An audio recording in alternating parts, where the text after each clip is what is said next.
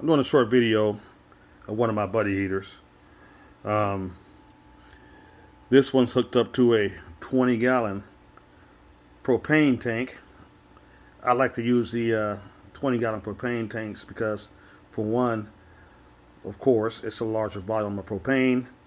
The larger the tank, the cheaper the propane. This was 17 bucks to refill with my discount at Ace. And you can also attach the canisters to the side of the small canisters to the side of this, but to me, it's just not, doesn't make any sense to do that because those small canisters only last about probably on full blast maybe 4 hours, maybe at the most. So if you're gonna do this, just go ahead and get the larger canister, propane canisters, because in a grid down situation, you're going to need heat for a lot longer than 4 hours. So I have two sources of heat.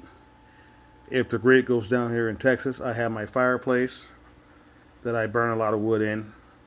I was burning that all last night in the Arctic freeze here. So tonight I decide to burn one of my buddy heaters instead of burning the wood. So that's what I'm doing. I'm going to burn all the propane out. Well, I'm not going to say all the propane out because this 20-gallon propane tank will probably last about four days or more. So, but it's good. You need to test your equipment out. You need to know how to use your equipment. When you buy stuff, it does no good to have it sit in the box and collect dust. You should be actually using it and testing it out. So in an emergency situation, you know how to use it. So I advise everybody to find several methods of keeping yourself warm in a grid down situation, whether it be propane, the fireplace, or a gas generator, or solar. I think you need all of them. You need the propane, the wood fireplace or wood stove, the buddy heater like I have here, and solar. All those things you need. And use the stuff. Just don't let it sit in the box like I'm using it right now. I'm going to burn this.